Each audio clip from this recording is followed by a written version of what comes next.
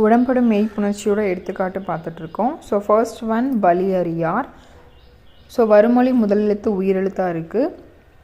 நிலைமொழியின் ஈற்றெழுத்து இல் கூட்டல் இ. ஸோ இ வந்தது அப்படின்னா இ அப்படிங்கிற ஒரு உடம்படும் மெய்ப்புணர்ச்சி அங்கே தோன்றும்.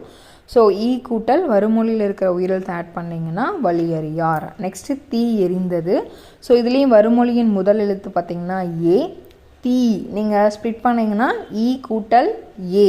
ஸோ கடைசியாக வரது தான் நம்ம எப்பவும் எடுத்துப்போம். ஸோ ஏ வந்துருக்குது இல்லைங்களா, அப்போது அங்கே கரெக்ஷன் என்ன அப்படின்னா ஏ தான் வரும். ஏன்னா தீங்கும் போது இ கூட்டல் ஏ. ஸோ ஏகாரம் வந்திருக்கு. அப்போது ஈயும் வரலாம் ஈயும் வரலாம். அங்கே என்ன நமக்கு தேவையோ அதை நம்ம எடுத்துக்கலாம். ஓகேவா? ஸோ தீ எரிந்தது அப்படிங்கும் போது நம்ம இங்கே என்ன ஆட் பண்ணுறோம் அப்படின்னு பார்த்திங்கன்னா ஈ தான் ஆட் பண்ணுறோம். ஏன்னா இவ் ஆட் பண்ணிங்க அப்படின்னா தீ வெறிந்ததுன்னு வந்துடும். ஓகேவா? ஸோ அப்போ மீனிங் வராது. ஸோ ஈ தான் நம்ம ஆட் பண்ணுறோம். ஸோ தீ கூட்டல் ஈ கூட்டல் எரிந்தது. ஈயும் ஏவும் சேர்ந்து ஏ அப்படின்னு மாறி நமக்கு தீ எரிந்ததுன்னு வரும். நெக்ஸ்ட்டு தேர்ட் ஒன் நாவை அசைத்த. ஸ்ப்ளிட் பண்ணிங்கன்னா நாவை கூட்டல் அசைத்த. வருமொழி முதலெழுத்து ஆ. நாவை வை வந்து நீங்கள் பிரிச்சிங்க அப்படின்னு பார்த்தீங்கன்னா ஈ கூட்டல் இவ் கூட்டல் ஐ அப்படின்னு வரும். ஸோ ஐ வந்தது அப்படின்னா நம்ம என்ன ஆட் பண்ணணும் அப்படின்னா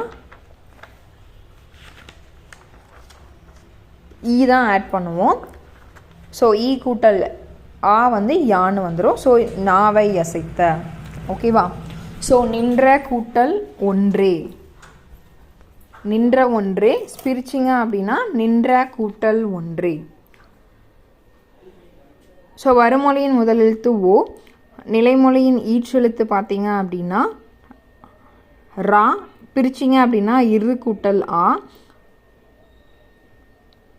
ஸோ ஆ வந்தது அப்படிங்கிறதுனால நம்ம உயிர்வழி, அதாவது ஏனைய உயிர்வழி வவ்வும் இ இ ஐ ஏ தவிர மீதி ரிமைனிங் உயிரெழுத்து வந்தது அப்படின்னா இவ் தான் ஆட் பண்ணுவோம். ஸோ நம்ம இங்கே இவ் ஆட் பண்ணிங்க அப்படின்னா இவ் கூட்டல் ஓ ஓன்னு வந்துடும். ஸோ நின்ற ஒன்றே. ஆனால் சே பார்த்தீங்க அப்படின்னா சே கூட்டல் அழகு. சேய் அழகுன்னு சொல்லியிருப்பாங்க, சேவ் அழகுன்னு சொல்லியிருப்பாங்க. ஓகேவா? ஸோ இங்கே ஏன் வந்து ரெண்டுமே வருது ஓகே அப்படிங்கிறது உங்களுக்கு தெரிஞ்சதுன்னா கமெண்ட் பண்ணுங்கள்.